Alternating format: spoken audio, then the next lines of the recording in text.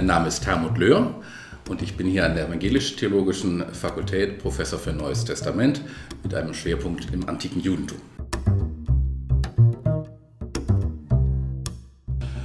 Zum einen arbeite ich derzeit aktuell an einer Kommentierung des Philipperbriefes des Apostels Paulus.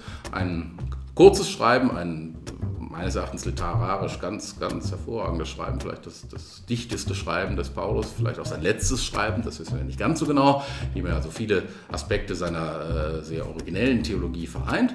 Und zum anderen bin ich mit einer Reihe von Fragen zur Entstehung frühchristlicher Moral in ihrem frühjüdischen und griechisch-römischen Kontext beschäftigt, die eines Tages auch mal ein Buch werden sollen.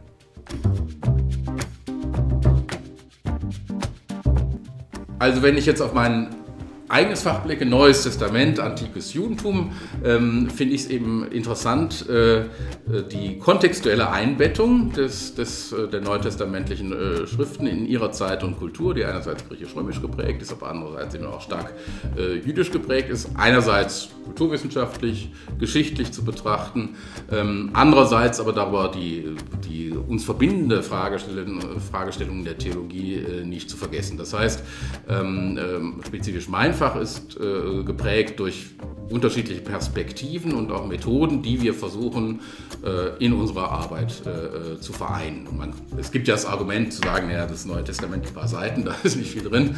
Wenn man die Disziplin so versteht, wie wir sie heute verstehen, auch mit dem Blick in den Kontext, über die Kanonsgrenzen hinweg, dann ist doch ein erheblich größerer Umfang von Literatur, also von Material, der zu betrachten ist. Ich nenne Qumran-Texte, ich nenne, was wir gerade im Bezug zwischen Neuen Testament und antiker Philosophie neu lernen oder neu bedenken. Und es führt eben auf der anderen Seite dazu, sehr genau Texte anzugucken. Und das ist ein Luxus, sehr genau Texte lesen zu dürfen. Aber je genauer sie lesen, desto faszinierender werden diese Texte auch. Die Bonner Fakultät ist eine warmherzige Fakultät, würde ich sagen. Ich bin ja vor nicht ganz langer Zeit wieder nach Bonn gekommen und war von Anfang an erfreut über den Umgang, nicht nur jetzt im Kollegium der Hochschullehrenden, sondern auch mit den wissenschaftlichen Mitarbeiterinnen und Mitarbeitern, mit den nicht wissenschaftlichen Mitarbeiterinnen und eben auch im engen Kontakt mit den Studierenden. Das heißt, wer in Bonn studiert, und das ist ja eine Frage, sollte man in Bonn studieren, muss sich eigentlich sehr anstrengen, um anonym zu bleiben. Ja, das heißt, die Wege sind kurz, die Kontakte sind kurz und informell und das macht das Miteinander sehr angenehm. Auf der anderen Seite würde ich sagen, wenn er Bonn kommt zum Studieren, muss wissen, Theologie ist ein anspruchsvolles Studium und in Bonn sind wir der Auffassung, dass es auch so anspruchsvoll bleiben soll. Das heißt, die Ausbildung ist durchaus fordernd oder das Studium. Dafür haben Sie was dann davon nach Ihren 6 oder 7 Jahren. Sie können wirklich was und das kann ich schon sagen, dass auch anderswo erkannt wird, dass Bonner Studierende gut ausgebildet sind.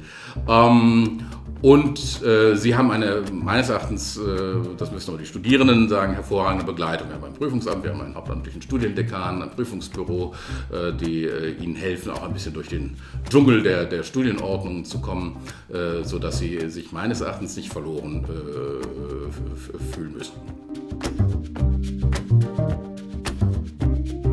Ja, ich muss sagen, Bonn im weiteren Sinne ist meine Heimatstadt. Das ist dann natürlich eine schon auch besondere Beziehung.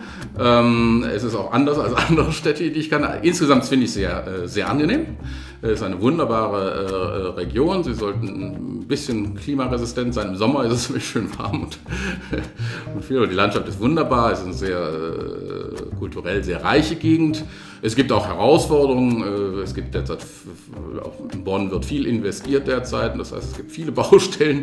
Das muss man auch wissen, aber ich fühle mich einfach pudelwohl. Theologie an der Uni ist ein kleines Universum, würde ich sagen. Die Theologische Fakultät und damit auch das Fach oder die Disziplin Theologie gliedert sich eine ganze Reihe von Fächern, also meins ist nur eines davon. Und die Entwicklung dieser Fächer ist auch eine Entwicklung oder eine Geschichte der Ausdifferenzierung methodischer Art, was die Fragestellungen angeht. Die Kunst und auch die Herausforderung ist dann in Hinsicht auf das jeweils angestrebte theologische Ziel, auch den theologischen Beruf, diese verschiedenen Perspektiven methodischer Art, auch inhaltlicher Art zusammenzubringen. Und man könnte vielleicht grob sagen, ja, also es gab ein Buch von Heinz Zarnt, das hieß Die Sache mit Gott, das umschreibt eigentlich die Fragestellung, sagen wir, der Theologie gar nicht schlecht. Man kann auch sprechen von der Frage des Menschen nach Gott oder der Geschichte des Menschen mit Gott und Gott dem Menschen. Das ist also ein Fächerbereich, der diese Dimension menschlichen Lebens, Nachdenkens, Handelns stärker als andere Disziplinen und Fächer an der Universität in den Blick nimmt. Ja, also die Standardantwort wäre wahrscheinlich zu sagen, naja, man sieht es, Religion ist relevant, ist ein Thema in den Medien, ist ein Gegenstand von Konflikten und Überlegungen.